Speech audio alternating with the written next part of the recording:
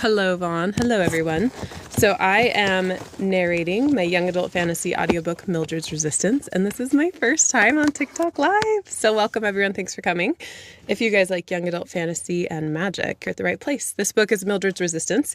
It was previously narrated before, but I am redoing all of mine so that I am the narrator for each one of them. So we're on chapter 6. You can grab this anywhere you want. And let me get this going.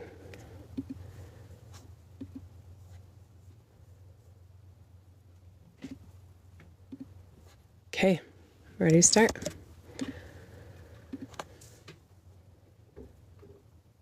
Chapter 6, Ambitions. I'm so relieved, Nell. I'm positively the most popular girl in school, Evelyn declared, throwing herself onto the couch in a flurry of red hair and petticoats. Nell laughed from her seat near the fire, where she had been watching the snowfall outside, while impatiently waiting for Evelyn to return for the Yule holiday.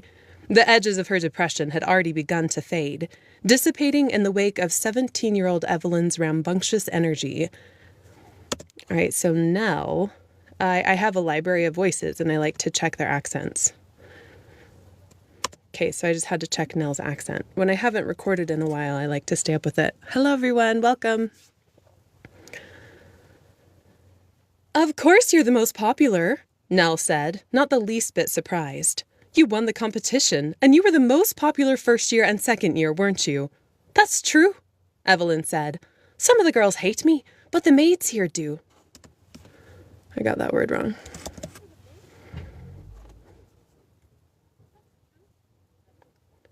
Some of the girls hate me, like the maids here do, but they're just jealous because I have more currency than them. The poor girls are always complaining about my tea parties because I don't let them attend. How could they hate you? Nell asked, unable to fathom another witch not approving of her red-haired ball of sunshine. Evelyn waved it off with a careless flap of her hand. It's mostly May's granddaughter, Mabel. She thinks she's so much better than the rest of us, just because she's pretty. Well, Evelyn huffed, her chest expanding with pride. I've shown her plenty of times who is in charge. I won the competition, and I keep winning the best prize of all. What's that? Evelyn flashed a grin. May's attention outside of class. May has tea with me and takes me on special outings. Mabel hates it. Nell didn't like the thought of Evelyn vying for any other witch's attention, but pushed the thought away. I kind of stumbled through the TH there, so I'm going to redo that line.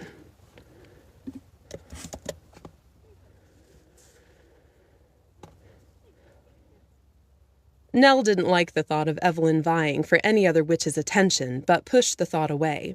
Evelyn's education was of the utmost importance. If May gave her a little extra time, all the better. You must have been very busy, Nell said, trying to keep her tone neutral, unable to make eye contact with the vibrant young girl. She smoothed the wrinkles out of her lacy handkerchief. You've hardly responded to any of my letters. Very busy, Evelyn agreed, missing or ignoring the subtle accusation. There were baking competitions, game days on the weekends, and Stella and I snuck in.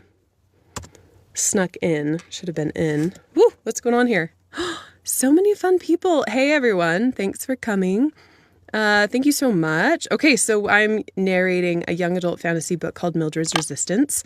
It's really fun. It's available on most places. You can find it at Katie Cross Books if you like it. Thanks for coming.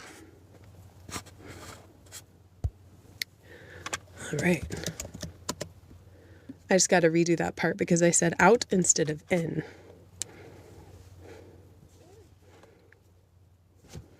There we go. Got to find my spot.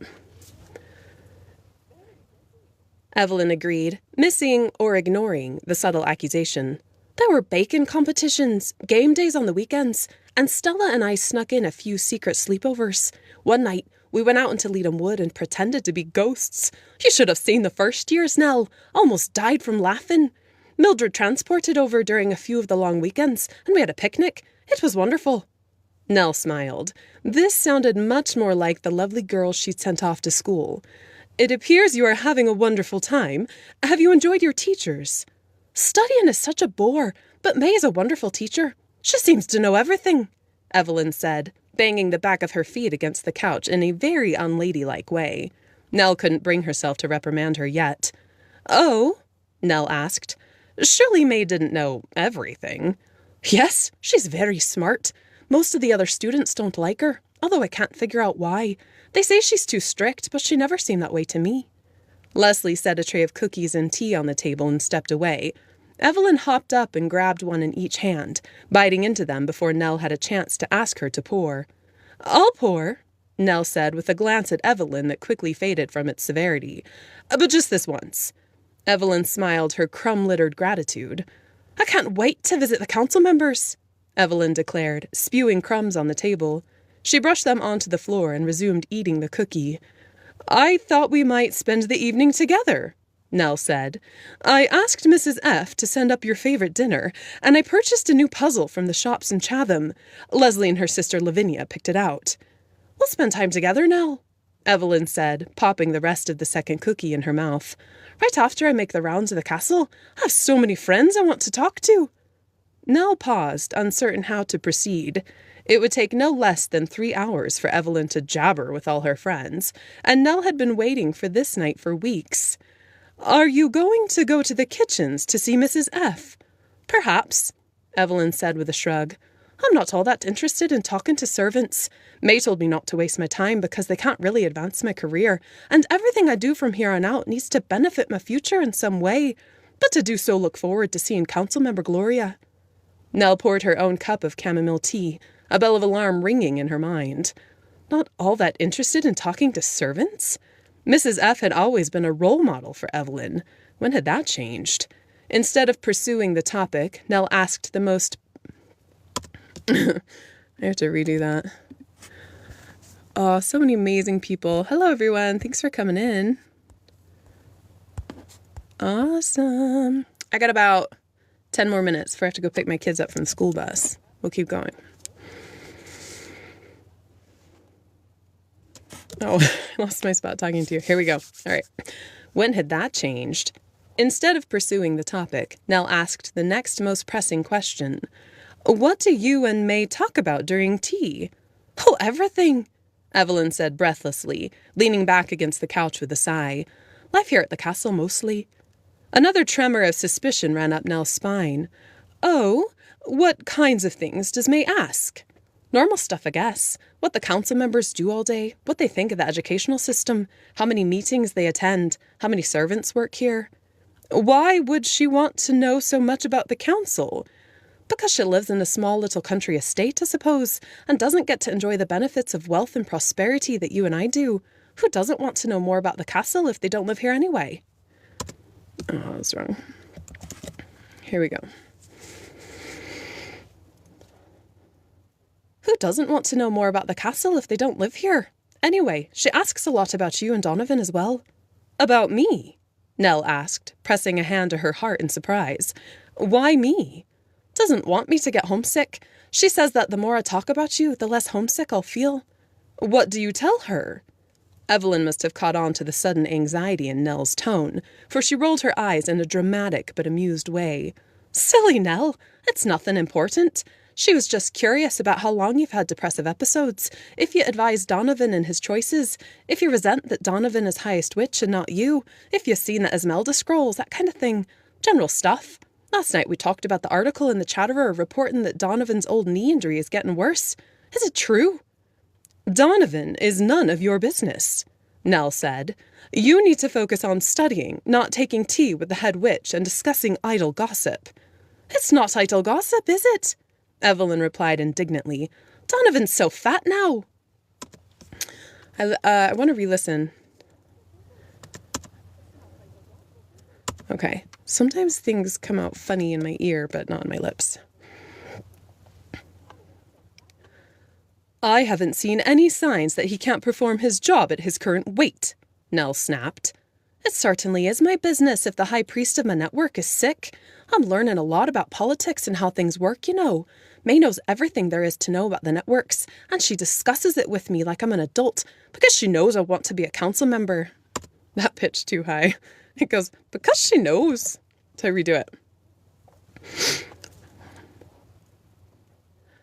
May knows everything there is to know about the network, and she discusses it with me like I'm an adult, because she knows I want to be a council member. She even told me about the tobacco riots that killed my mother. Nell stifled a gasp. What? I know all those poor people trampled Mama to death, that Papa died because he didn't get the potion he needed soon enough. The poor rioters and the gypsies just didn't want to pay a fair tax on tobacco, and my parents died because of it. They didn't even know that the tax money was going to help fix the broken highway. Stupid people. Actually, it should be witches. Stupid witches. Stupid witches. There we go. Go to help fix the broken highway. Stupid witches. Evelyn, I never withheld that from you. We simply never spoke of it, Nell said, leaning forward. Darling, we have no secrets. Evelyn relaxed slightly. Well, it's no secret that Donovan has become lazy ever since he fell off his horse 10 years ago and injured his knee. That's enough of that, Nell cried, setting her tea saucer down so forcefully the cup rattled. While you live in this castle, you will show respect to those in power. I've never in my life heard such a high-handed opinion from a teenage girl. I need different breath. I have a long sentence coming up, but I don't have the breath for it. I've never in my life heard such a high-handed opinion from a teenage girl that can't even sit up straight and eat with her mouth closed. My goodness, I believe your manners have gotten worse since attending school. Nell shot to her feet and turned her back on Evelyn, ignoring the indignant flash of anger on Evelyn's face. Oh, this wasn't going at all like Nell had planned. Evelyn replaced her teacup and drew in a long breath. You're absolutely right, Nell, Evelyn said in a repentant tone. I suppose I just get so tired of maintaining perfect posture and decorum the way May demands that I just completely relax when I'm around you. I apologize. Nell bit on her bottom lip and swallowed hard. She wanted to go back to the beginning of the evening and start over. Perhaps she'd been too hard on Evelyn. After all, wasn't she just a social, excitable young girl? I didn't mean to snap at you, Nell said, turning around with a frustrated breath, feeling guilty for not asking Evelyn about her poor behavior before reacting. Evelyn's new world had wrapped Nell in a heavy coat of bitter jealousy. How she longed to be at the school with her little darling, to have weekly chats with her over tea, to watch her mature and grow. The jealousy in her heart burned like a fire. She tried to quench it, but found depression creeping up in its wake instead. I suppose I'm just tired. Evelyn gave her a warm smile. Me too, Nell. Coming home from school must have caused... I got those words wrong. Evelyn gave her a warm smile. Me too, Nell. Coming home from school may have caused more excitement than I planned on. Let's eat dinner and put the puzzle together. I'll visit Gloria later. Awesome. Okay, so that's the end of chapter 6. I had to go pick up my kids from the school bus, but this is my first live. I just got 500 people, so thanks everyone who joined and hung out for a little bit. If you guys like the audiobooks and you want more, go to katiecrossbooks.com. There's a whole bunch of audiobooks there available. They're all young adult fantasy set in a medieval world. If you like that, I'll be back on every day to continue recording Mildred's Resistance. This one was previously available by Leah Mills, but... I'm now re-recording, so all 50 some odd titles of my books are in my voice, so that they're all super consistent and really fun. So I will either be back on tonight or again around the same time tomorrow. It's 2:00 Mountain Time is when I usually pop in to start chewing away at the audiobooks. And thanks so much for being with me. And let's see if I can figure out how to end this. This is my first time doing this party. I think it's right here. See you. Hi, Masonette. Thanks for coming. I'm re-narrating all my books into my voice, and so this is getting re-recorded. I just had to reset my DAW. Here we go. Chapter 7, Graduation. You earned all 4 marks, Mildred. I'm sure of it. Deborah spoke with a confidence that meant she wasn't actually confident at all. Mildred didn't even try to smile to thank Deborah for the attempt at comfort. Oblivious to Mildred's tense response, Deborah continued prattling to herself with a verbosity that set Mildred's nerves on end. You've been living and breathing homework and magic all year, haven't you? Me? I'll just be happy if I earn the usual 3 marks. I'm not nearly as ambitious as you. Yes, I know you'll have earned them. How could you not? Very easily, Mildred thought. I gotta change my voice went a little raspy there. Very easily, Mildred thought. The two of them sat in the second row of third-year students in the I almost said hush. It's supposed to be lush in the lush yard. Very easily, Mildred thought. The two of them sat in the corner row of third-year students in the lush yard of Miss Jane's School for Girls in the heart of Chatham City. Despite being surrounded by 3- and 4-story buildings, the school was set back in a grassy plot and guarded by tall trees. Noises from passing carriages and scroll boys didn't extend past the fence, which magically protected the school from errant noise.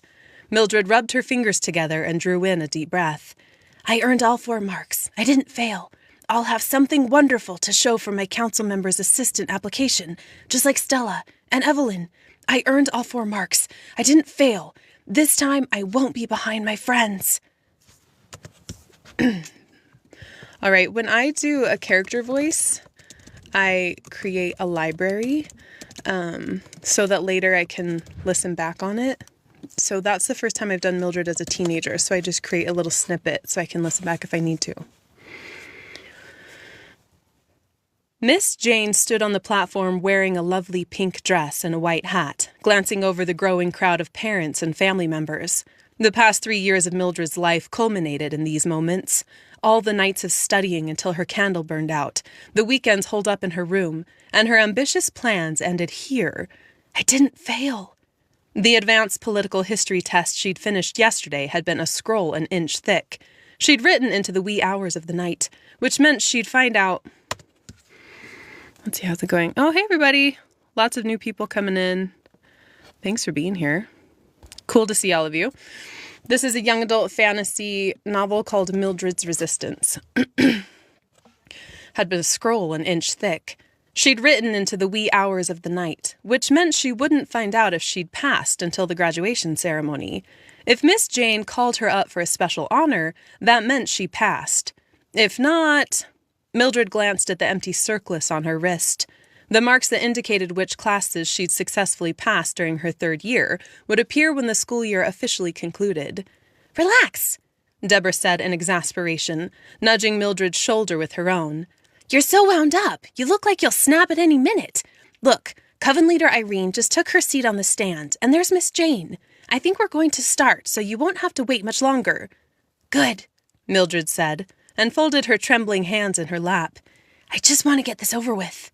Miss Jane raised her arms for silence. Thank you for coming, she called. The excited hum from the family seated behind the students faded into hushed whispers. We'll begin the ceremony today with a special treat. Coven Leader Irene will give the invocation of blessings. Irene stepped forward, closed her eyes, and invoked good powers and hard work on all the graduating students. When she finished, Miss Jane thanked her and stood with a scroll in hand. First, I have 3 very special students I want to acknowledge today.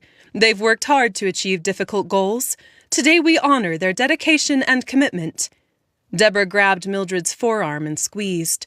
Miss Jane skimmed the crowd, ensured she had everyone's attention, and opened a small scroll. And Delaney... Sorry, I had a weird pause and I took a different cut into small scroll. And Delaney... Sorry, I had a weird pause and I took a different kind of breath. Anne Delaney, Melanie Tripp, and Kate Jacoby, please come to accept your special certificates of recognition. The names rang in Mildred's ears. She kept her eyes down, glued to the spot where the grass touched the tips of her shoes. I failed. Oh, Mildred, Deborah said through a sigh. I'm so sorry. Mildred said nothing, unable to speak around the thick clog of tears in her throat. The rest of the ceremony sped by in a blur of faces and words. Mildred smiled, congratulated, applauded, and finally accepted her diploma scroll without meeting Miss Jane's searching gaze. Once finished, she joined in the traditional juice-drinking ceremony that signaled the end of their 3rd year. Ouch! Deborah squealed. I said just dropping. Hey everyone, thanks again. So cool to see lots of people coming in. All right, let's go again. Ouch! Ouch, Deborah squealed, dropping her glass. It burns! A hot sensation started on Mildred's right wrist. Moments later, 3 marks appeared in her empty circlets. The 2 triangles of the Esbot mark, the podium of public speaking, and the stars of advanced silent magic. But not advanced political history. While the girls compared marks and the kitchen staff set out a feast, Mildred slipped away, escaping to a hidden spot in the lush gardens around the back of the school. She sat on a chilly stone bench, enjoying the cool kiss of something solid on her flushed palms. A rustle of feet in the grass approached from behind. Mildred? Oh, hold on. This is Mildred's mother, and I know I voiced her before, so I just need to look back and make sure. Her name is Vanessa. I can hear it through my headphones. Okay, so I know her voice. I just like to make sure, because consistency is really important. Mildred, Mother said, setting a hand on her shoulder. Do you want to talk about it? Isadora told me not to nurse my weakness, Mildred cried, stuffing her face into her hands. And now look what it's gotten me. I failed. I could have graduated early, but I stayed. Now I won't have anything to make me stand out amongst other witches trying to become council member assistants. Fat tears leaked fast between her fingers. Mother sat on the bench next to her while Mildred vented all her frustration through hiccups and sobs. Once she showed signs of... Once she showed... I gotta practice this. Once she showed signs of calming... There we go. Once she showed... Oh my gosh, you guys, it's like a tongue twister. Let's try this again. Sometimes I practice too much and I put pressure on myself. Once she showed signs of calming, she accepted Mother's offered handkerchief to mop her wet face. You've experienced a real failure and disappointment for the first time, Mother said. You have every right to be sad, but hope isn't lost. I might as well become a librarian, Mildred snapped. I don't stand out. What's wrong with being a That voice went too high. That was more of her teacher, Jane. What's wrong with being a librarian? It's an honorable job. You still have 3 very commendable marks. Stella earned 4 marks. Evelyn won the competition and is graduating with highest honors. They each have 3 possible jobs lined up. There we go.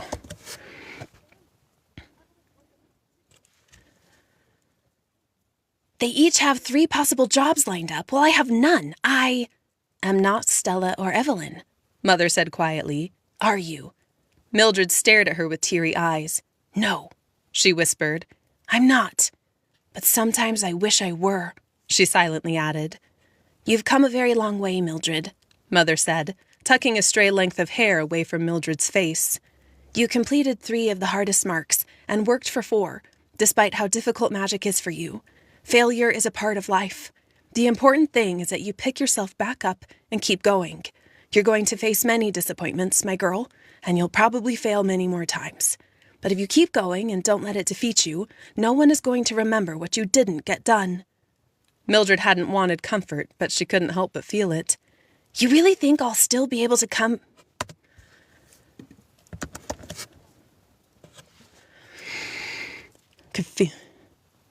You really think I'll still be able to become a council member? She asked, sniffling. Mother chuckled. I think you'll do more than that. You'll change the world. You're made of steel, you know. This is just a little bump on a very long road.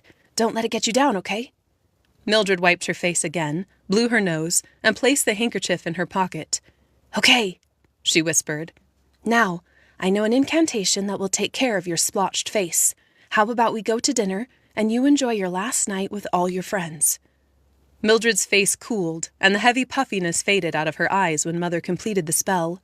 With Mother at her side, Mildred turned back to the graduation celebration with renewed resolution and a willingness to face a new, if not somewhat unexpected, future. No expense had been spared on the celebration of Evelyn's graduation. The dining room was an intimate space with pale yellow walls, white drapes, and a gleaming cherry wood table large enough to seat 50. A delicate linen swan napkin, the color of subtle sunshine, sat atop each china plate. Crystal goblets and wine glasses twinkled in the copious candlelight that kept the room stuffy but bright. Nell kept a vague ear on all the conversations around her. Most of it was small talk about Donovan, the unfortunate drought in the eastern covens, the plague of locusts on a summer crop, and gossip that the Almoran Book of Spells had resurfaced somewhere in the southern covens. Nell chuckled. Rumors swirled about the ancient book of black magic at least once every 10 years, and still it was never seen. "I gave a lovely graduation speech," Evelyn was telling Donovan, the glassy-eyed high priest, who tapped the edge of his empty wine glass to indicate a refill. "The head witch, May, attended, and I heard rumors that she rarely goes." Okay, so we have a character named Donovan that I don't think I have voiced before, which means I need to look back through my library.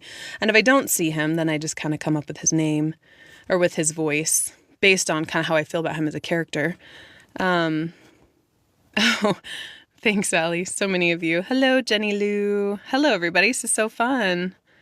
Thanks for liking. Thanks for joining. I'm reading out loud a book called Mildred's Resistance, which is a young adult fantasy book that I wrote and I'm now narrating. So I'm going to voice this guy named Donovan. To do that, I just mark his name on my audio workstation.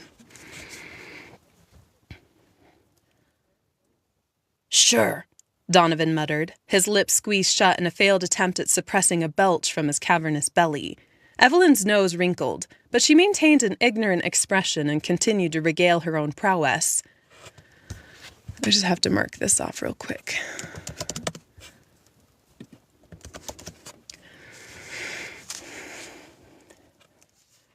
Nell silently applauded her girl, who finally displayed appropriate manners but still frowned. Thanks to his haze of wine and ipsum, Donovan's traveling eyes on Evelyn's elegant gown were not well concealed. "Evelyn," she called, "please come have a seat. We shall begin soon." Donovan was the highest witch, the top power in the central network. As high priestess and second in command, Nell consulted with him on most things, but held responsibility for education, highways, and any other issue Donovan chose to delegate to her. He and Nell had agreed that she would host all their joint social events, as he didn't particularly enjoy speaking to crowds. Nell indicated for the head butler to begin with a nod. "Witches," the head butler called in a toneless drone, his voice rolling over the loud conversations with unusual clarity. "Please be seated. The dinner shall begin." "Thank you." Oh, that sounded a little funny. "Thank you." That's more what it should be, and I said, "Thank you." "Thank you," Evelyn whispered when she lowered herself into the chair next to Nell. "Donovan is so difficult to talk to when he's relaxing with his wine." Evelyn sent Nell a private little wink. It was a small token of affection, but it made Nell's heart swell. Evelyn had been fickle and distant since her return from Miss Mabel's school for girls. She spoke of May at least every hour, and it felt like a dagger in Nell's heart each time. How had she been replaced in Evelyn's life in 3 school years? So I think I stumbled over the TH. I just want to listen. It's okay. I always check, though. The impressionable young girl... That one I definitely stumbled.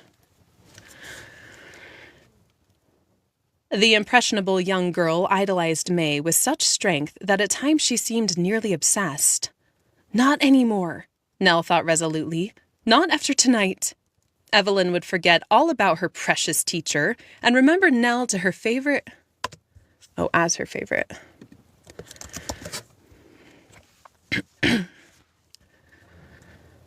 Evelyn would forget all about her precious teacher and remember Nell as her favorite once she received her graduation gift. Gaining strength at the thought, Nell stood and tapped the edge of her spoon on her flute of champagne. Every eye at the table gave her its attention. "I'd like to be the first to raise a toast to our dear Evelyn tonight. She has accomplished something very difficult. She won the competition, was head witch of the debate team, received 3 very difficult marks, and sits before us today as valedictorian graduating with highest honors." The congregation clapped politely, smiling at Evelyn's radiant figure at Nell's side, where she belonged. Evelyn's success sent a thrill of pride through Nell. "To commemorate such a grand event," Nell continued, "and as a graduation gift, I would also like to make an announcement. Because of our dear Evie's dependability, as well as her intricate knowledge of the castle and everyone in it, I've decided to appoint Evelyn as my new assistant." A cry rippled through the dining room, but no one was as genuinely surprised as Evelyn. Aside from assistant to Donovan, there was no higher position with which she could begin her career in. Her mouth bobbed open and closed in mute shock. She pressed a hand to her chest, and her sea-green eyes filled with tears. "Nell?" she whispered. "I don't know what to say." Nell lifted her champagne, and all followed suit, sending a low murmur of, "To the new assistant," through the dining room. Nell clinked glasses with a stunned Evelyn and took the smallest sip of champagne, shuddering at the uncomfortable way it sucked all the saliva from her mouth. Another round of applause moved through the crowd when Donovan grabbed a fresh bottle of champagne from the butler behind him. "To the new assistant to the High Priestess," he called, and poured himself a tall glass. All right, that's just where I need to mark his name. Donovan 2.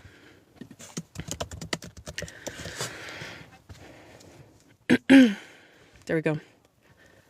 Nell settled back in her chair as the cries of laughter died down, turning into the constant, easy hum of conversation. "Nell?" Evelyn leaned close, her eyes as wide as saucers. "Do you really mean it?" Nell smiled with a warm tingle at her spine, soaking up every moment of Evelyn's unmasked affection. Not even the indomitable May could have given Evelyn such a fabulous gift, and it felt wonderful. "Of course," Nell cried, taking Evelyn's warm, delicate hand. "You've earned it. I'm so very proud of you and love you very much." "Oh, thank you," Evelyn said in a breathy voice. "I shall do my very best." Nell squeezed her hand. "I know you shall. I trust you, my heart. Now, enjoy your evening. All of us are here just for you." Evelyn lifted her almost empty glass of champagne to signal for another one. Nell didn't stop her, for she was of age now, and seemed to enjoy the excited chattering that revolved entirely around her. Nell squeezed Evelyn's hand. "Just wait until I tell May." I ran those together, the until and tell. "Just wait until I tell May," Evelyn murmured, watching the delicate bubbles float through the amber champagne and to the surface with an impish grin. "She'll be so proud of me." Sweet sassy. That's the end of chapter 7. We're going to go right into chapter 8. For those of you that just joined, hi everyone. Thanks for coming. I'm reading a young adult fantasy novel that I wrote. It's like my 50th or 60th audiobook that I've been narrating. And it is titled Mildred's Resistance. So I'm just marking the chapter name before we go on to chapter 8. There's a lot of chapters in this book. It's one of my longer ones. Chapter 8 is titled 18. Here we go. Chapter 8, 18. The tea shop smelled like glue. It had always been like that, so the odor didn't really bother Mildred when she walked in on her 18th birthday, grateful to get away from the stench and sound of Chatham City.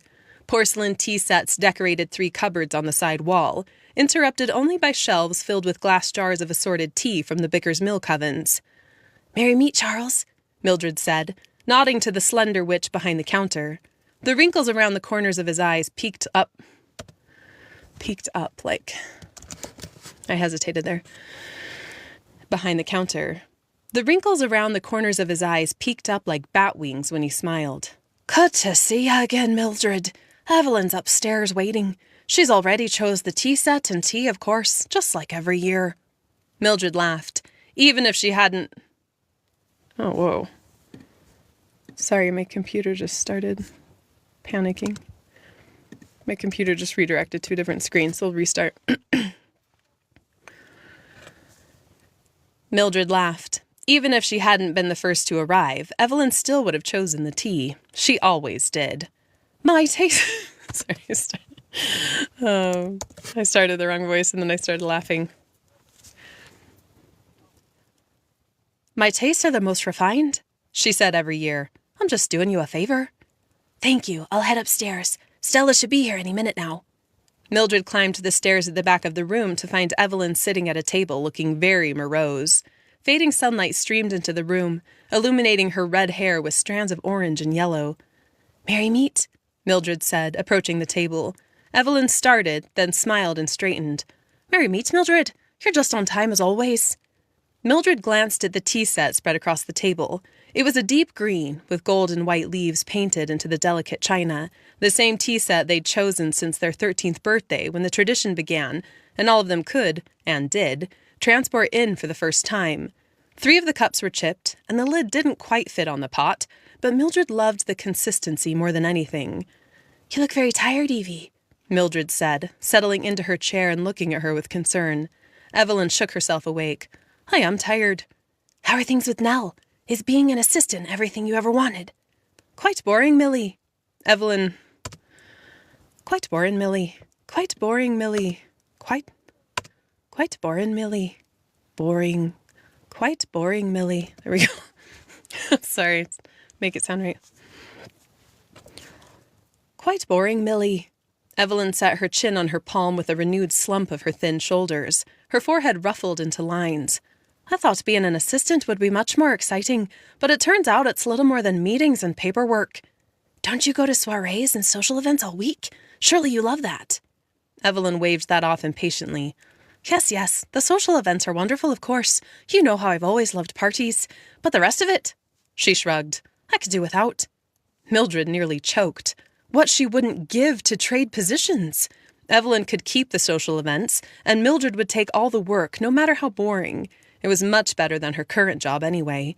"You seem very frustrated." "I am," Evelyn cried with ruthless honesty. "Assistants can't really do anything, you know. So many problems, and thanks to May I have good ideas on how to fix them. But it doesn't mean much, because I don't have the power yet. Believe me, I've tried. But Nell only gets after me, and says that my ideas are tyrannical. She's very... It's just different now, that's all." Mildred leaned back in her chair. "What solutions do you have?" she asked eagerly, seeking the thrill of a stimulating conversation. There was nothing Mildred wanted to speak of more. I almost said more of. Hi, everyone. Thanks for coming. There was nothing... Oh, gosh. Sorry. My voice cracked as soon as I started.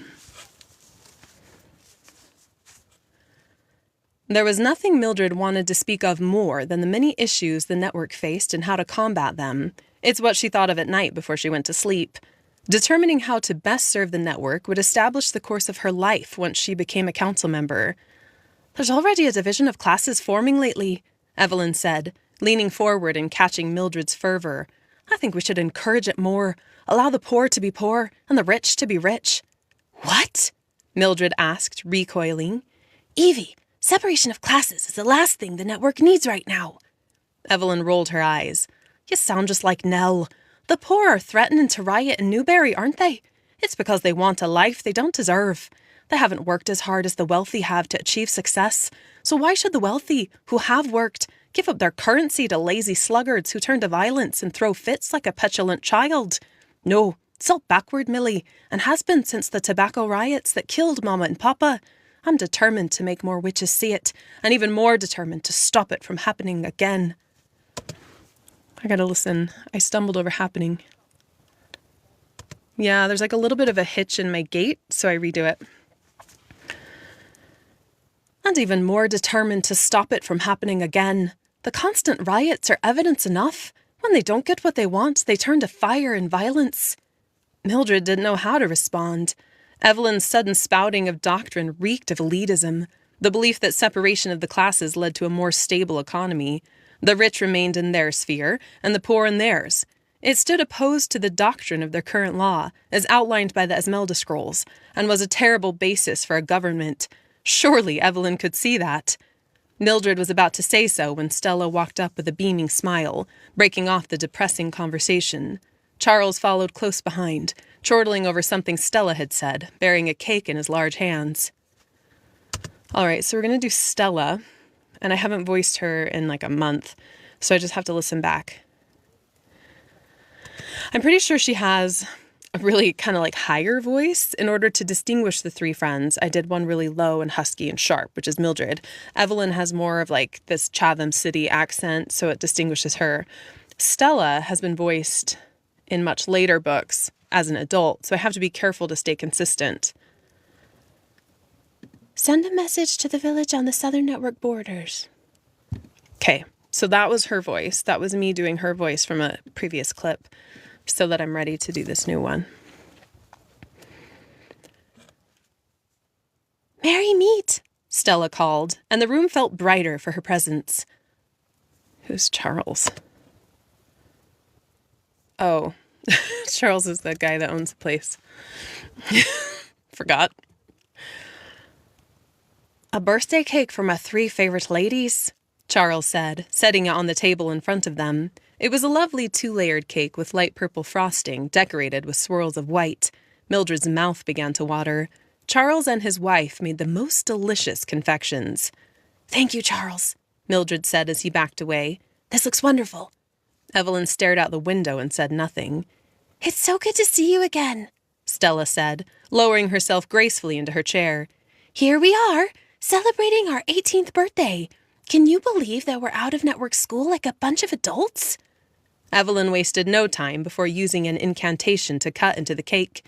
A generous piece landed on her plate, and her fork lifted into the air for her hand to snatch. Upset today? Stella asked. I'm going to redo it because the sentence that follows says, with a teasing note in her voice, and that didn't have a teasing note. Upset today? Stella asked with a teasing note in her voice. Yes, I am. Millie and I were just discussing how boring being an assistant has turned out to be, not to mention how busy I am in the evenings with May. She stuffed a piece of cake in her mouth, preventing her explanation of whatever else she was busy with. Evelyn groaned with delight and seemed to melt into the chair. Mildred cut a more realistic slice, set it on her plate, then served Stella, who had finally settled and poured a steaming cup of blackberry tea. All concerns over her conversation with Evelyn left Mildred's mind for the time being. No doubt it had all been the frustrated musings of a young assistant. The job of assistant can be boring sometimes, Stella agreed, hedging her words, as if she were afraid to put them out there, lest someone catch her in a less than grateful state. But I do love being the assistant to Coven Leader Irene. She's a wonderful witch. I hope to be just like her one day. She handles her portion of Chatham City beautifully. It's been a true honor to work for her. What about you, Millie? Evelyn asked, forking another fluffy bite of cake into her mouth, effectively destroying the frosting that had once said 18. Do you like your job? Mildred hesitated. Technically... I kind of butchered that technically.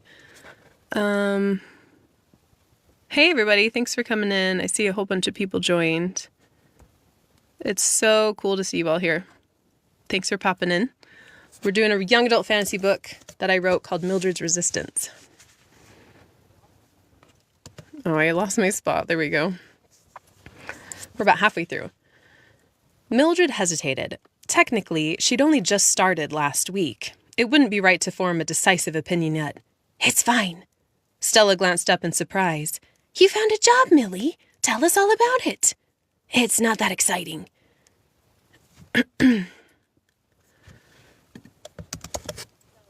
Sorry, I thought I read something. It's not that exciting. You searched for a job all summer, Stella countered, cutting a small mouthful of cake onto her fork. Anything is exciting after as much work as you put into it. Evelyn took a sip of wine, though it was an odd pairing with cake, and studied Mildred with curious eyes. Out with it, Millie. What's your job? You're not a librarian after all, are you? She giggled, and so did Stella, but they both quieted when they saw the troubled expression on Mildred's face. No, not a librarian, Mildred said, pushing her frosting around the plate. She cleared her throat. She wasn't a librarian, thank goodness, but she wasn't much higher either. I'm the assistant to the High Witch of York. But that's a wonderful position, Stella countered, though her voice had lost its gusto. Mildred shot her a perturbed glance. It most certainly is not a wonderful position, she said, feeling rigid with shame and disappointment again. While grateful for a job, she couldn't help feeling a sense of desperation. High Witch was very last on the list of political positions, and the High Witch of York oversaw a measly 100 residents. Most days Mildred couldn't find enough work to fill her time. How would she ever advance her career in such a state? You must start somewhere, Stella replied. And at least you're making currency again. I know your mother must be happy about that. Yes. Hold on, my computer had it italicized. I just have to fix it.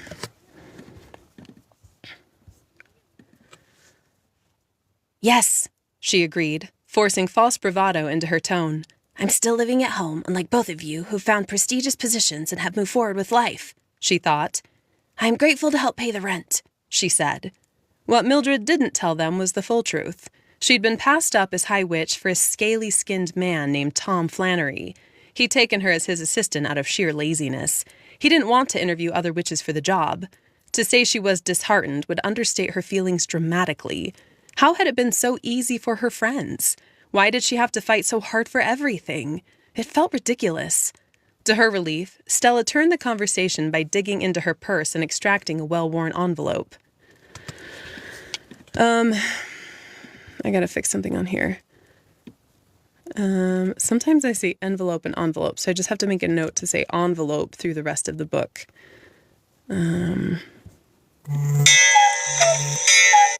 Sorry, that's an alarm for my daughter. Here we go. I received a letter from Dale today, she said with a smile. My TikTok is talking to me. Okay.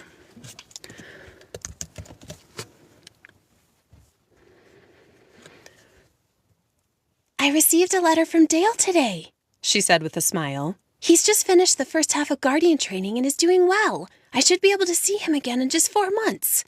That's nice, Evelyn said, perking up. Did you hear the rumor about the new assistant, Jane? Stella and Evelyn fell into a light prattle about gossip they couldn't discuss at the castle, while Mildred turned to her own thoughts, content to be quiet as usual. The shops below had already lighted their candles, illuminating the approaching darkness with warm yellow light. She hardly saw any of the slow bustle of Chatham City, nor felt the hot summer air fade into a sweet breeze through the open window. Instead, Mildred let the memory of Mother's words comfort her, for they ran in a circuit through her mind most days now. You're going to face many disappointments, my girl, and you'll probably fail at something many more times. But if you keep going and don't let it defeat you, no one is going to remember what you didn't get done. Assistant to a High Witch was as forward-moving politically as a librarian, but at least she had a start. Feeling resolved to work twice as hard and eventually catch up to her friends, Mildred took a bite of cake, turned away from the window, and started to track the merry conversation between Stella and a contented Evelyn, who had eaten her fill of sugar and sweets. Even if she didn't have an ideal job, she always had her best friends, and that counted for a lot more. Evelyn watched the bustle of Market Street in downtown Chatham City from the safety of Piccadilly Pub. The tall windows edged with stained glass gave her plenty of opportunity. She sat in the shadows of the last booth, still visible from the front door, so May would see her right away. The smell of Piccadilly Pub's famous pumpkin soup wafted from the ovens in the back. She ignored the heady scent and kept her eyes up. I almost said up, and it's on. She ignored the heady scent and kept her eyes on the close, wintry streets of Chatham City. A queue of witches bundled up against the cold loitered near the little trinket shop across the street, where the slow accumulation of dirt stained the brick, and the cobblestone street had worn smooth. She tilted her head to see the sky, but the close buildings admitted only a grimy light. Still, downtown Chatham City was a charming place. As soon as she saw May's loose black curls, Evelyn smiled. How good it would be to see her old teacher again. It had only been 8 months. Okay. Really quick, I need to look up May's voice. May is about to enter the situation, and she has been voiced before. She has a really sharp, really mean kind of voice. Yeah, so she just has kind of a very simply voiced, but very mean, kind of cutting, cold tone. Okay. All right. We're just redoing the beginning of the last sentence. It had only been 8 months since graduation, but she already missed school and all her adoring friends. Merry meet, Evie, May said, walking up to the booth with a blithe smile. You wore your favorite dress. It looks lovely on you. Merry meet. I'm trying to remember, when I do May, I keep my lips really tight. Yeah. I think that's right. I keep my lips and my mouth really tight to kind of form that like tension in her voice. Hey there. Welcome in. I had a couple people. Hey, Lonnie. Hey, Chris, Johnny, Honda. Welcome, everybody. We're doing Mildred's Resistance. Evelyn glanced down at the light blue day dress with its full skirt, lacy sleeves, and gauzy overlay. It was certainly overdone for a pub of this sort, but it gave her a dignified presence. She was, after all, a gentle witch. "Politics is presentation?" Evelyn said with a warm smile, ecstatic to be alone with May again. "Just as you taught me, I always look my best." "A pot of lemon ginger tea," May commanded the moment a buxom waitress with flyaway hair walked up. "2 cups with spoons and saucers. Don't pour the tea yourself. I don't trust you to steep it correctly." All right, I just want to listen one more time to make sure. Yeah, I just want to make sure she sounds like the way my lips are forming makes her sound like really sharp and kind of mean. She's very mean. And I'm confident the shape of my mouth brings the result I want every time. The waitress faded away without a word. "Tell me, Evie darling, how have you been?" May asked in a warm, maternal tone, folding her hands on her lap. "We've missed you terribly." "A little bored," Evelyn admitted, propping her chin on her hand. "Being Nell's assistant keeps me busy, but the work isn't very exciting." "Did you expect it to be?" "Perhaps," Evelyn admitted, feeling sheepish. "But I'm learning a great deal about network business, which shall help our mutual purposes in the end. Donovan holds so many parties and balls that I'm rarely bored in the evenings." "In matters such as these, you can't rush your career," May said. "If you do, it will seem like you're too impatient, and witches will get suspicious. Build up trust. You cannot change the world overnight." Evelyn sighed. "I wish I could." She studied Chatham City again. Carriages and horses walked past in a continual stream, cutting tracks through the cold slush. 2 scroll boys dropped their scrolls into a puddle for a fist fight, and a baker chased down a haggard man with a loaf of bread tucked under his arm. Thanks to a weak network structure, theft and violence weren't even a surprise. So much unchecked poverty only led to loss.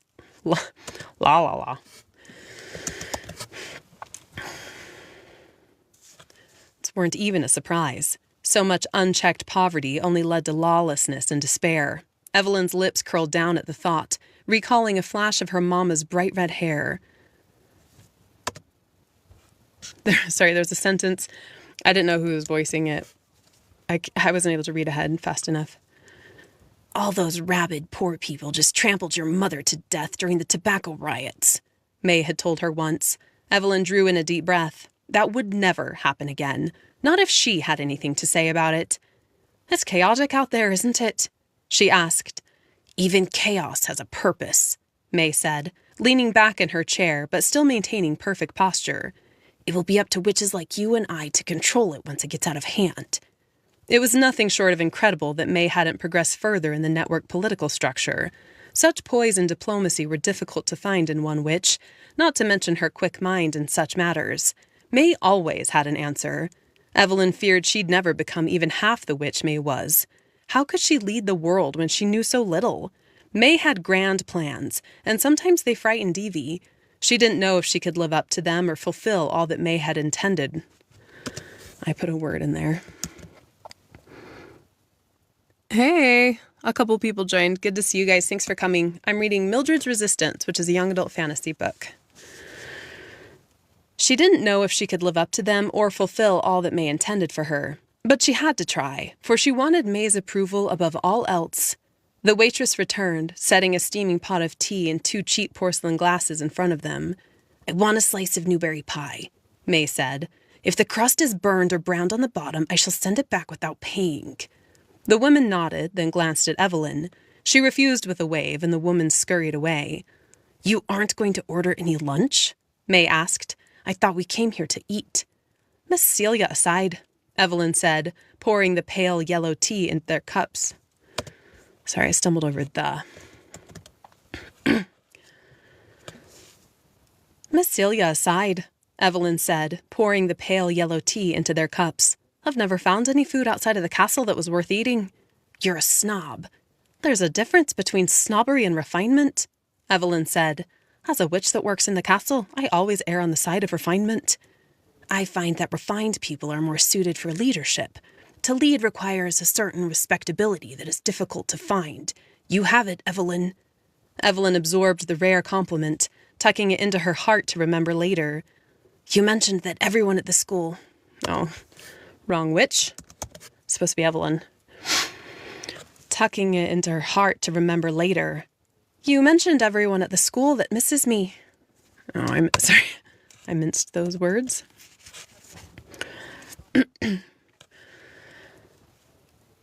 You mentioned that everyone at the school misses me, she said, eager to hear more about herself. Certainly that doesn't... It's a weird way to say that. School misses me, she said, eager to hear more about herself. Certainly that doesn't include your granddaughter, does it? Mabel doesn't like or miss anyone. May lifted the petite silver spoon next to her cup and stirred the tea, releasing vapors of ginger and citrus. Don't worry about her. She'll come to a bad end on her own. She never worried me, Evelyn replied coolly. Mabel had infuriated Evelyn at every opportunity during their classes.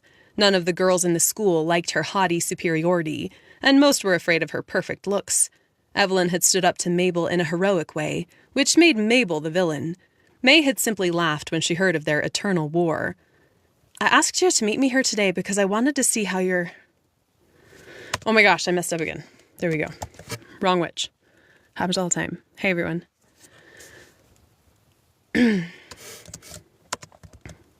Hold on, let me check. Oh, I love all these new people coming in. Thanks. Is it Avi? Ave, TikTok, 101. Hey, Brittany.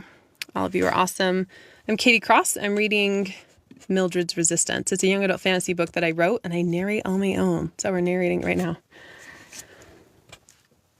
I asked you to meet me here today because I wanted to see how your transition from school to assistant to the High Priestess was going, May said after taking a sip and setting her cup down. Don't try to pull the wool over my eyes either. Tell me how it's really going. Starting in the workforce, even when the High Priestess is your special confidant, is never easy. Evelyn hesitated, her stoic resolve faltering. May was right. It hadn't been easy. Of course, it hadn't been that hard either. The increased arguing with Nell had been downright painful. It was like they were two old friends reuniting to find they were totally different witches. I put a pause in there. I don't know if I like that pause, so I'm going to listen through it again. Sometimes it's natural, sometimes it's not. No, so that one really isn't. The pause in the middle I'm not super happy with, so I'll just redo the whole thing. The increased arguing with Nell had been downright painful. It was like they were two old friends reuniting to find they were totally different witches. She felt like they were drifting apart, and she had no way to stop it. Let me guess, May said, leaning back and studying her with an unnervingly keen eye. Nell doesn't understand your new views on politics and the world around you. Yes, Evelyn said with a sharp intake of breath, relieved that she understood. It's not the same. Nell insists I befriend the staff and admonishes me when I speak up regarding the importance of... I got into my palate with that one. It's not the same. And admonishes me when I speak up regarding the importance of encouraging class separation. They won't understand, May said in a calming voice. That wasn't very calming. May is not a calming person, but I can infuse a little more calming into that. They won't understand, May said in a calming voice. We are far more educated than the poor, and so we must kindly lead them to a better life because they won't choose it themselves. Nell would just say we're oppressing them, when really we're helping them succeed in their own separate sphere. Evelyn let out a sigh, feeling a great burden had been unleashed from her chest. I've tried explaining this to Nell. Don't. May leaned forward so quickly that she jarred her tea, and it sloshed onto the saucer. Evelyn recoiled, startled. Why not? May's lips twitched at the corners. Her voice calmed. She won't understand. Poor Nell, stuck in the old ways, and not able to wield as much power as Donovan. She's too old to change, Evelyn. That's a responsibility that will weigh on your shoulders instead of hers. Let her continue as she is. But she's wrong, and she doesn't even know it. Giving away our plans to improve the network will only make her more suspicious. Perhaps she would even take your ideas and profess them as her own. Let her go. She's not one of us. Evelyn rolled the taste of that idea around in her mind, and it was bitter. She didn't like the idea of excluding Nell, but May was right. May was always right. Evelyn trusted in that above all things. Hadn't May been the one to tell her about her parents' real death? Hadn't she correctly predicted Nell's response to Evelyn's return? May is right. That was supposed to be a thought, so I need it in her voice. We're almost done. May is right. She resolved to do just as May had taught her, slowly gain political power and trust. Together, they would lead the network to a better end, just as Evelyn had always dreamed. No more unfair deaths, no more violent protests. I'll let it go, Evelyn promised. I trust you, May. May lifted her tea with a smile. I'm very glad to hear that, Evie. Now let's talk about how you are going to lead the network, for I have an idea I think you'll like very much. Awesome. All right, everybody. That was 45 minutes and 2 chapters, which is super exciting. Thank you all for coming. I think someone just barely joined. Sorry, I'm heading on my way out. But tomorrow, I don't know if I'll be recording tomorrow. This was, but for sure, Monday through Friday at different times of the day. So make sure to follow me if you want some more. This is from Mildred's Resistance. You can find it at katiecrossbooks.com. It's available in audio, but not in my narration right now. I'm re-narrating it. So if you want to buy it at katiecrossbooks.com, as it is with Leah Mills. Once it comes out in my name, it's automatically free, update. So I put the new files in and you get this copy, so you can buy it there, or it's available in ebook and paperback on any online retailer or at katiecrossbooks.com. Thanks so much for joining me. Follow me if you haven't already for more awesome fantasy books, and all of you are great. I hope you have an amazing night or day wherever in the world you are, and we will talk to you all later. Bye. Hey, everybody. Looks like we were just starting to go live. All right, we're going to get started.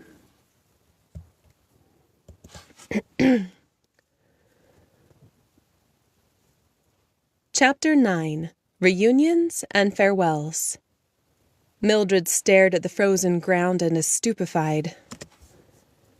Frozen ground. Mildred stared at the frozen ground in a stupefied daze. Her hand rested on Jordan's shoulder while he wept, imparting no real comfort, but linking her to the darkness of her new reality. I'm not ready, Jordan whispered, his head in his hands. I'm not ready for Mother to leave us.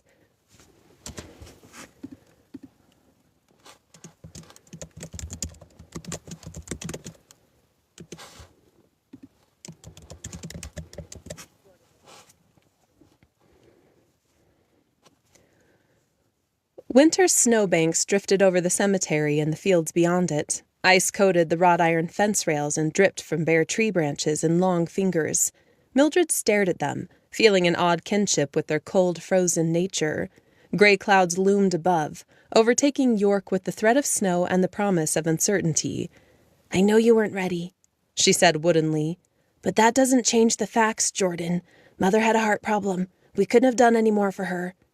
He covered his eyes with his bare hand, cold and nearly frozen in the winter light, and gave in to a fresh round of grief, one hand resting on Mother's closed casket. He'd built it from the walls of the lean-to because they didn't have the currency to buy a coffin. A pang of guilt stabbed Mildred's aching heart. I should have been a better Oh, hey, everybody. It looks like everyone's coming in now. So good to see you. I am live narrating a young adult fantasy book titled Mildred's Resistance. I wrote it and I'm narrating it now, which is so fun. That's why it's so dark in here. So thanks for coming. Settle in for an awesome ride. I should have given her a better funeral, she thought. She deserves better. I've been working as assistant to the High Witch of York for almost a year and a half now. Why couldn't I afford it? Because taxes were too high. Food was too expensive. Mama's apothecary bills too large. Mildred remained lost in her thoughts, finding a certain safety in their expansiveness. I need to prepare an audit. We're out of Mother's favorite tea. I must tutor tomorrow. Mother's gone. I don't need her tea. The house hasn't been swept if anyone stops by. Mother will be angry if the house isn't swept. I must write Stella and Evelyn to tell them the news. Mildred? Her old school teacher... Oh, wrong voice. I thought it was her brother. Hey, everyone. Thanks for coming. Mildred? Her old school teacher, Miss Sarah, shook her gently, startling her back to the present. It's time to go home. Miss Sarah whispered, setting a warm hand on Mildred's arm. Mildred pulled away, unable to bear the touch. "Thank you, Miss Sarah. Come, Jordan, let's go." Jordan had gained his feet again, but stared mutely at the casket, his eyes swollen with tears. "Merry part, Mother," he whispered. Mildred remained behind as Jordan and Miss Sarah departed. She stared at the frozen earth, her heart bleeding with every beat. She hadn't been ready for Mother's death either, and she feared what life would be like without her steady presence. "I'm only 19. How can I make you proud if you're not here to guide me? What will I do without you?" "Merry part, Mother," she whispered, an icy tear trailing down her cheek. "How I shall miss you." 4 weeks after Mother's death, Mildred woke to an unnatural silence in the house. She shuffled into the main room to make a pot of tea and found a note sitting on the table. "Millie, I've joined the Guardians. I can't live here amongst the ghosts and the quiet. I'll write when I can. Jordan." Hey, everybody. For those of you just joining, thanks for coming. When I do a new voice, I have this little voice library that I make, so I have to stop and make a little segment out of it so that I can remember it and access it later. So that's just what I'm doing here now. Thanks for joining.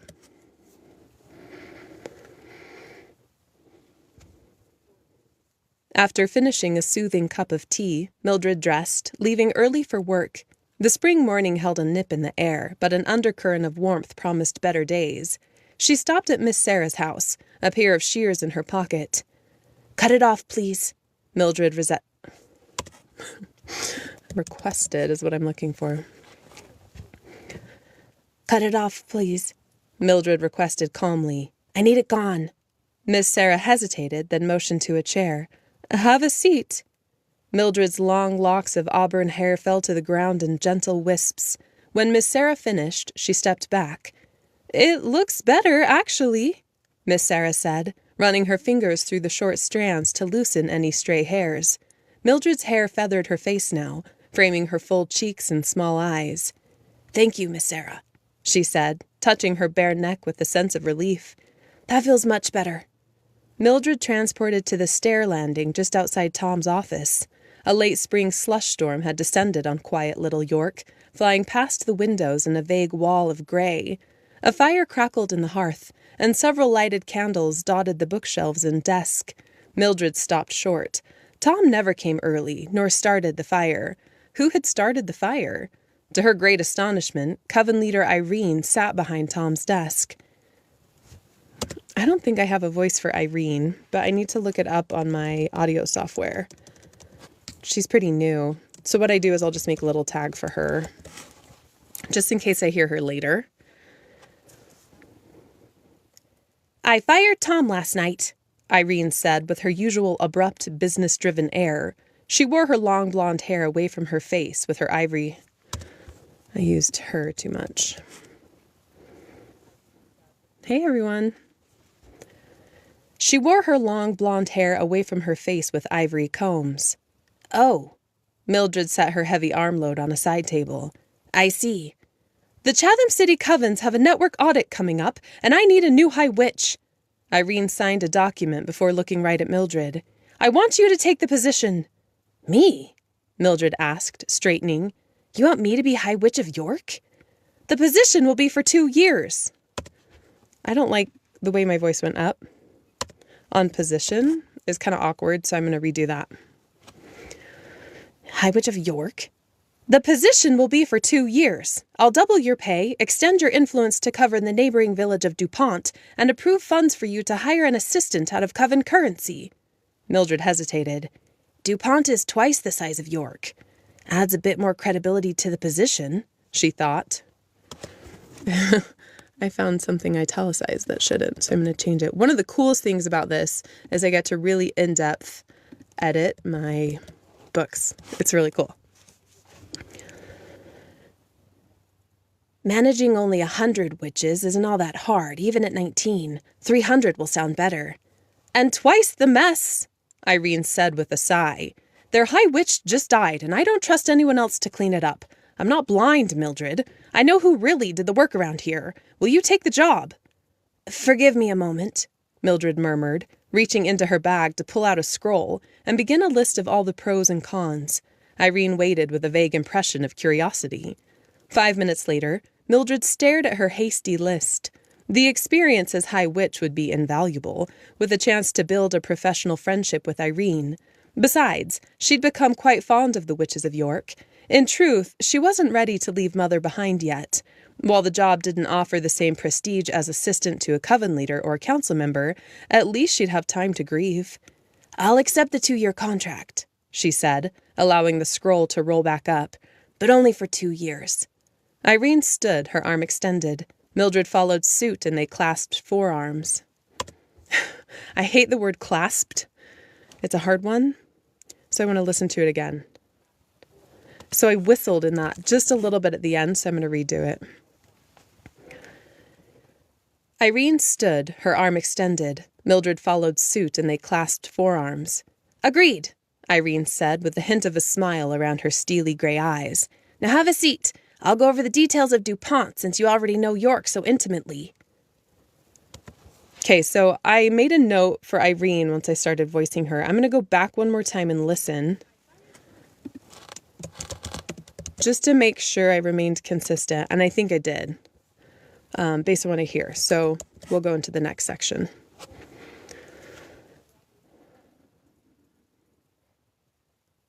Councilmember Rand resembled a rat with his long, twitchy nose, narrow face, and skinny limbs. The only reason he held a position in the council was his childhood friendship with Donovan. The two of them were oafish chums. Rand ruled over the sprawling but sparsely populated southern covens. Evelyn didn't particularly care for Rand and his buggy eyes, but she treated him like a friend all the same.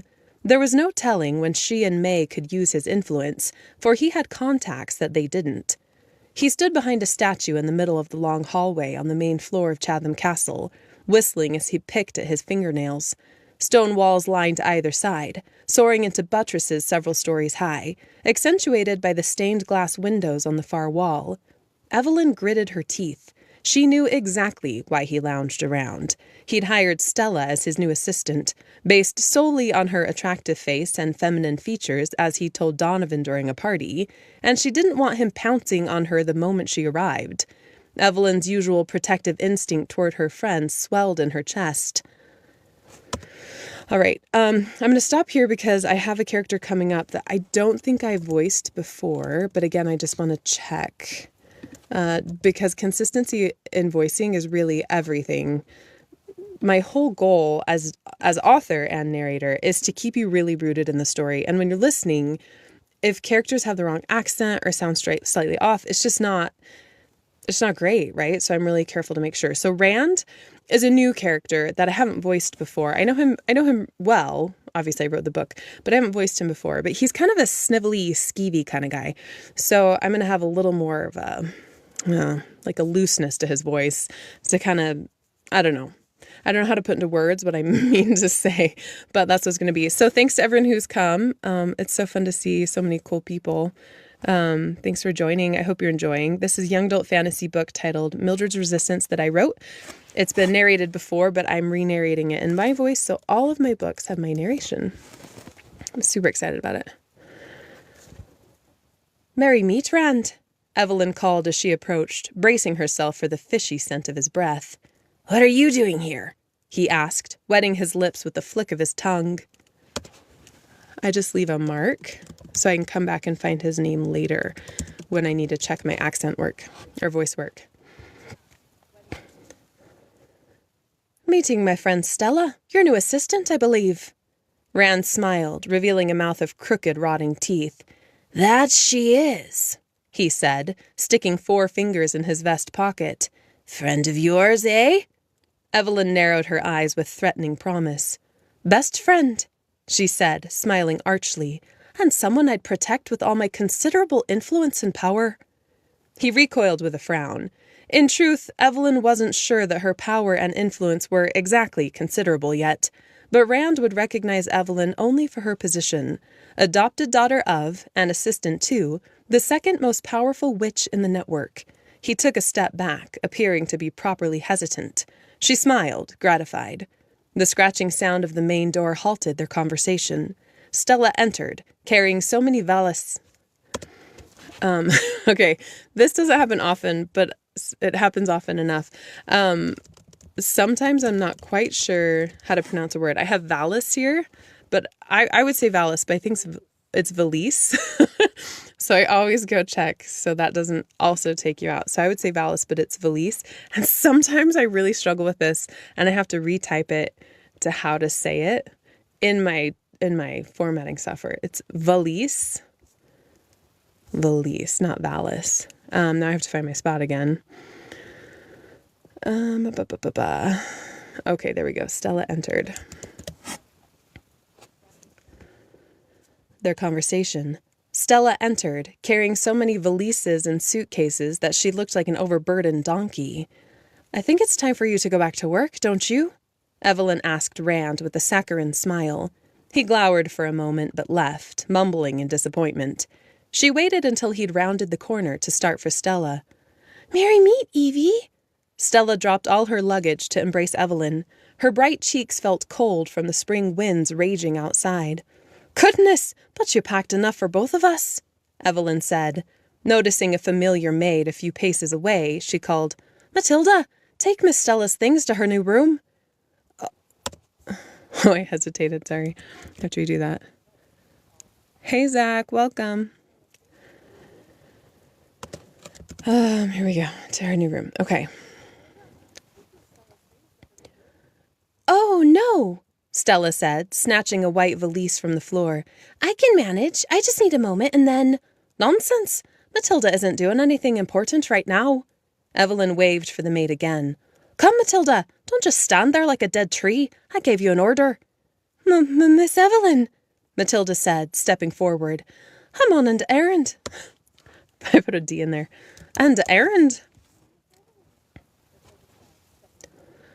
I'm on an errand for Councilmember Porter. I didn't ask what you were doing. I have a message for Councilmember Porter that must be delivered immediately, Miss Evelyn, and I then transport it. I tripped over the R there.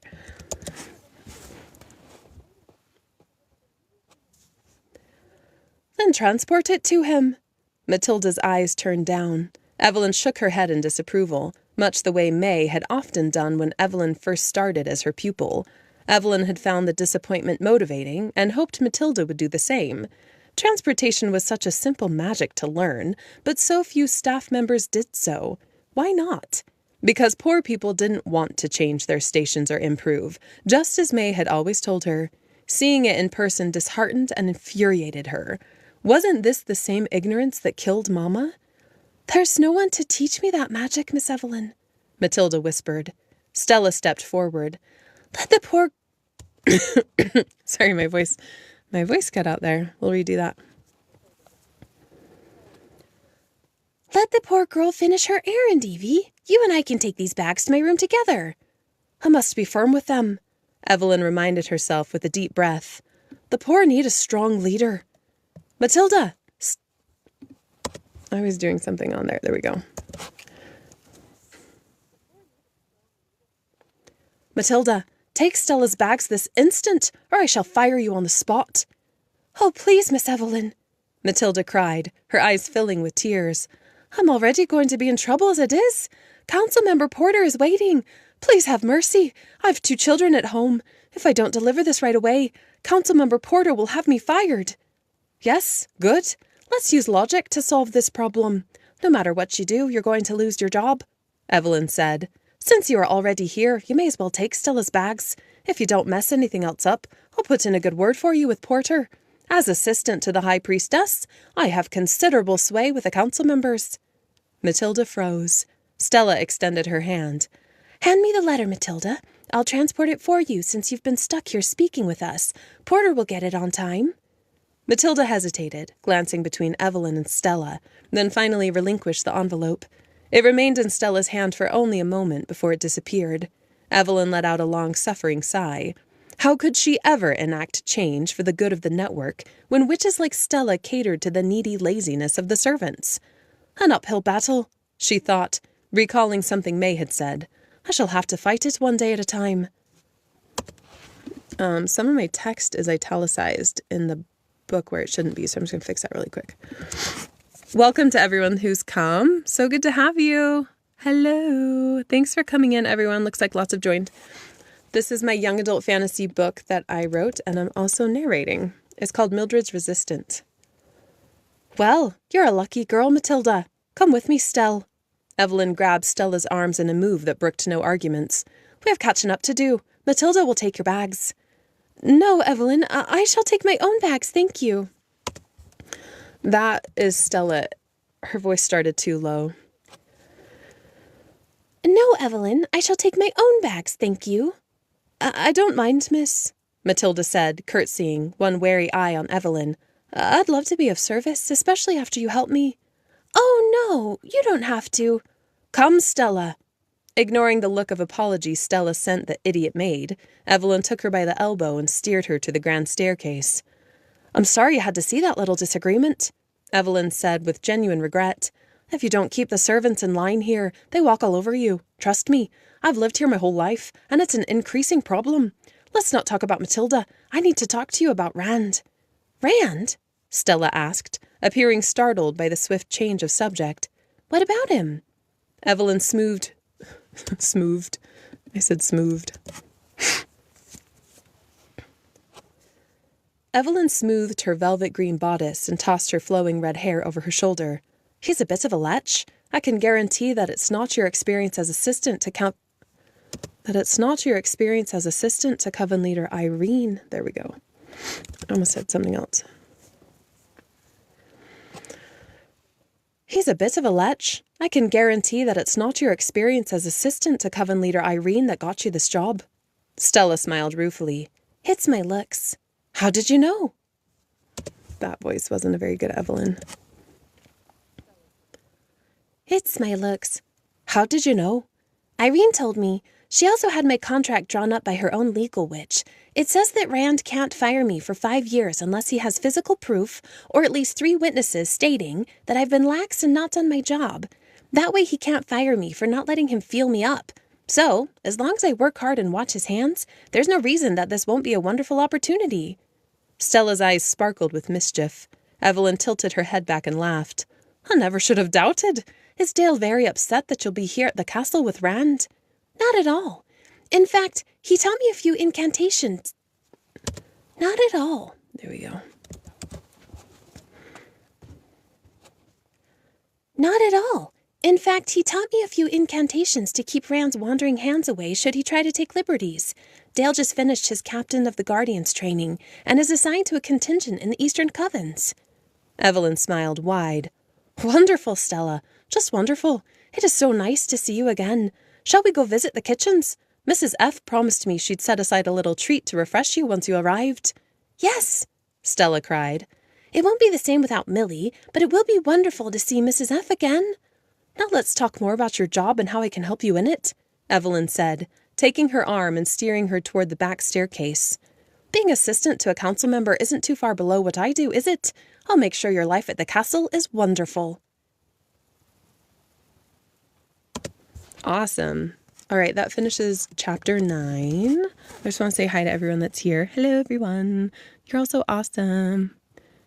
Thanks for hanging out, everyone.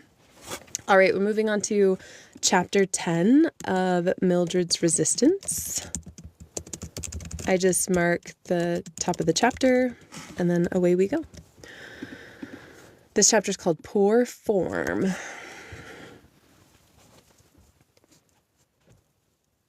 Chapter 10. Poor Form. Councilmember Porter ran Chatham City and Chatham Castle with unusual temerity. He began every day at 5 and retired at midnight. He never needed much sleep, and he never appeared tired. Although he inspired respect, many on the council found him overly opinionated and prone to favor only the witches that agreed with him. They were right. He stopped at a mirror to ensure that his silver hair hadn't moved, straightened his frock coat, and turned to his assistant. I've an early appointment with the High Priestess. I'm unavailable until then. All right, I'm going to listen to that again. Just because he's a new character I haven't voiced before. And Porter will play pretty, like, a fairly important role, so I'm going to need to access him again. So I just bookmark it so I can find him easily. And I'm okay with his voice as it stands. The floor-length windows behind his desk lit the office in an early morning light, illuminating drifting dust motes. Stacks of old tomes lined his walls, hiding his special collection. His very special collection. Porter approached the farthest bookcase on the left, murmuring a rare incantation under his breath. The entire shelf swung forward, revealing an extensive collection of wine. He ran his fingers over the smooth surface of a bottle, selected one, and withdrew to his desk to pour. Delicate, he murmured, closing his eyes with a deep sigh and enjoying the lingering bouquet on his tongue. Just a hint of lavender. All right, already I want to double check that and make sure. I have an early appointment with the High Priestess. Delicate. Just a hint of lavender. Okay, that feels consistent to me, so we're going to keep going. Just a hint of lavender. Drinking such an expensive wine in the morning dulled his constant frustration with his career. Thoughts of meeting with the High Priestess eased some of the strain. Nell had always seen eye to eye with him. They'd had something of a silent partnership for many years now, preventing Donovan from implementing some of his dumber ideas. But knowing that Nell's troublesome assistant was the topic of their meeting tempted him to enjoy a full glass before their arrival. Evelyn, a spoiled teenager with too much power, was going to throw a fit. No. He replaced the wine with a feeling of regret. Just a sip. I started wrong. He'd just settled in to reply to his weekly course. Hold on. I thought I heard a plosive, which is a sound in the microphone. I did. So I just need to redo sip. Just a sip. He'd just settled in to reply to his weekly correspondences when a knock interrupted him. Come in. The High Priestess stepped inside wearing a muted gray dress, her matching hair tucked into a high bun. Your Highness, he said warmly, executing a perfect bow. I am so grateful that you agreed to come to this meeting. Please have a seat. All right, I'm going to check it one more time. I have an early appointment with the High Priestess. Now we're going to check this later.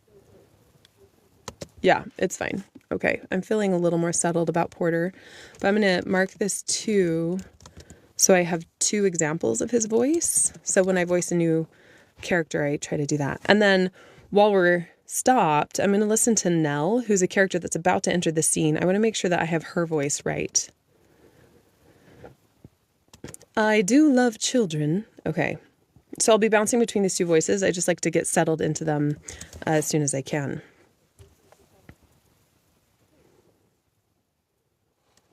Oh my gosh, I lost my spot. This happens to me all the time. There we go. Okay, I'm ready. He pulled his best chair close to the fire, and she settled in with a smile. I'm always happy to meet with you, Porter, and of course I would come to anything that involves my Evie, she said with a note of worry in her voice. You said that you had an issue about her to discuss? Yes, he drawled, not wanting to alarm her. If you don't mind, I would like to wait until she arrives. Nell nodded. Of course. In the meantime, tell me how things are going in Chatham City. Evelyn I want to redo that. I think I pulled too much of his drollness into her. Of course. In the meantime, tell me how things are going in Chatham City. Evelyn slipped inside 5 minutes later, wearing an extravagant dress with emerald beads and a silky blue skirt that sparkled in the sunlight. Porter grimaced. Such an expensive gown on a weekday morning? Poor form. Let's see, who do we have here? Hi, everybody. Oh, you guys are so fun. Here we go. All right. Thanks for popping in, Jay Veer.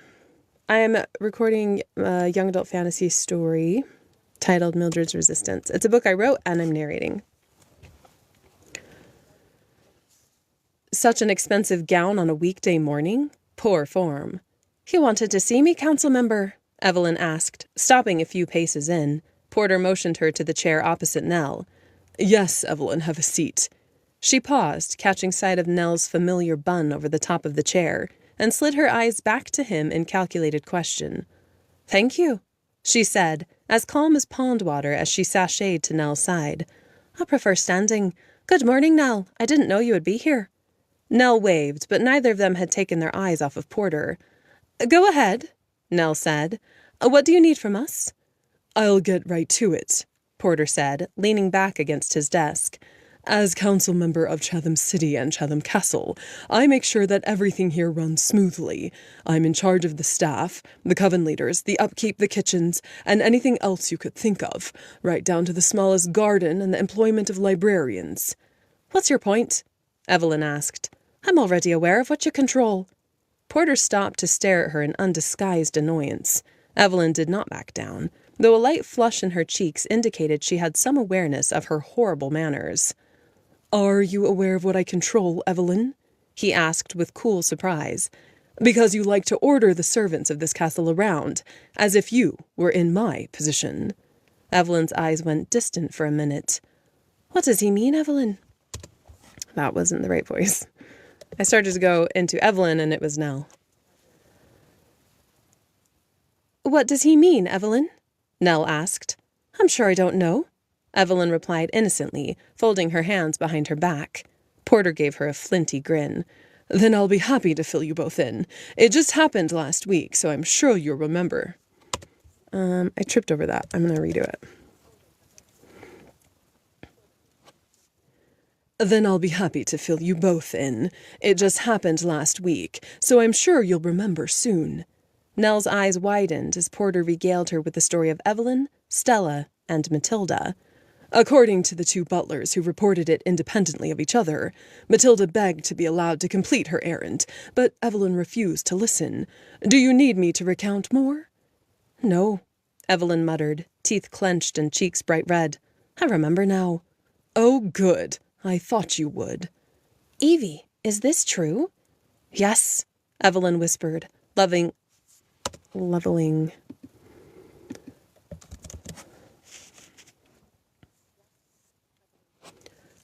a glare of fire at Porter, who received it with an easy smile. Seeing Evelyn so uncomfortable was delightful. "I threatened to fire Matilda if she didn't do as I said." "I see. Then you shall apologize to Porter and to Matilda," Nell concluded, rising to her feet to look Evelyn in the eyes. "I'm very disappointed in you. It seems to be a recurring theme lately." Evelyn swallowed, enduring a long stretch of silence. Her cheeks flared a brighter red. "I apologize, Councilmember Porter," Evelyn finally muttered, bowing her head in reluctant subjugation. "I shall also seek out and apologize to Matilda." "Accepted." He turned to Nell. "In the future, Evelyn may request favors of the staff in a courteous manner, but they are under no obligation to follow her commands. I've met with the staff, and they are aware." "That seems fair," Nell said. "It's no less than the rest of us should do to respect our staff. What came of Matilda?" "I've reassigned her to avoid any unpleasantness." Evelyn stalked to the door without a dismissal, letting it slam in her wake. Nell stood with a weary smile. "Thank you, Porter. I appreciate your honesty. The good gods know it hasn't been easy since she returned." "Maybe she'll come around." Nell stared at the door. "Maybe." Porter waited several minutes after they left before he chuckled, congratulated himself on successfully putting Evelyn in her place for the first time, and plucked his wine off the shelf. That should have an again. And plucked his wine off the shelf again. Miss Mabel's School for Girls was in full swing when Evelyn transported there in the middle of the first month of fall. The smell of Miss Celia's bread wafted through the deadfall of Leadham Wood with the beckoning promise of buttery crusts. Evelyn sauntered up the path to the front door and slipped inside. The low murmur of voices, once so familiar to her, now wrapped... Oh, I want to double-check that. The to her came out fast. Yeah, it sounds like a to her instead of to her. The low murmur of voices, once so familiar to her, now wrapped her in a distant memory. How she missed her days at school. Things were much simpler then. Did adulthood become more complicated with every step? Students walking by gave her an odd stare, but Evelyn ignored them and started down the hallway to the left, following it until she found a familiar set of spiraling iron steps and began to climb. "I'm here, May," she called the moment she set her slippered foot on the landing. A lone student, the winner of the competition and May's only pupil, sat at a desk in the middle of the attic classroom, where she'd spent many days herself. I'm going to check that because the she'd spent was funny. It's okay. Sometimes it sounds really funny in my ear, but it doesn't actually on the recording. The girl glanced up, then turned away. Let's see. I'm about to voice a woman named May, and May has a very distinctly sharp and kind of mean voice, so I'm going back to check it. "Come to my office, Evie, dear." There we go. So I listened to previous clips so that I make sure I get the current one right. Hello and welcome. The girl glanced up, then turned away. "Come to my office, Evie, dear." May's voice drifted down the hallway. "Tea is waiting for you." Evelyn found May sitting behind her desk, a small disaster of scrolls and parchments scattered on top. She wore a pair of glasses on the edge of her nose and controlled 3 quills writing furiously on different scrolls. The room was neat but cluttered with trinkets, a small tapestry on the wall, and a few paintings. Evelyn smiled to herself. Nothing had changed since she left. Steady, reliable May. Just being in her presence soothed Evelyn's frazzled nerves. "Have a seat," May said, giving Evelyn her usual smile. A small scroll at her elbow closed and zipped past them, sliding under the door that led into May's personal quarters. "Miss Celia just sent up the tea tray." Evelyn lowered herself into a wooden chair. A circular table held a gold-lined tea set. Steam rose from the spout, filling the air with the smell of warm vanilla and sugar. Tea sandwiches and rose-shaped meringues filled a silver tray next to the tea, almost too lovely to eat. May continued to write, so Evelyn arranged her skirts, folded her hands on her lap, and waited. "Go ahead and pour," May said, setting down the quill. "Tell me about things. Your letters have been so long lately that I haven't been able to read all of them." May's sympathetic tone melted all of Evelyn's frail defenses. She hadn't told May of her embarrassing incident with Porter, having been too mortified to admit the truth. But it had boiled up inside her for so long now that she simply had to tell her. "Oh, May, I can't even tell you. It's all so embarrassing. It happened months ago and it still feels so fresh." Okay, I need to change that because she needs to use the G on embarrassing or else it's the wrong accent. "Oh, May, I can't even tell you. It's all so embarrassing. It happened months ago and it still feels so fresh."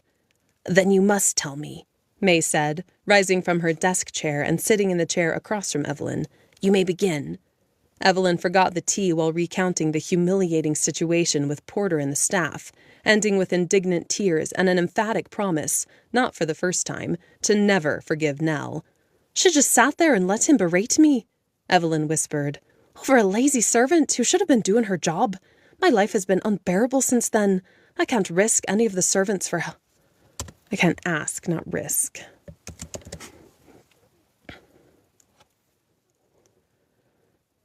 I can't ask any of the servants for help because they just ignore me. I can hear them gossiping when they think I'm not listening. And Nell doesn't trust me at all anymore."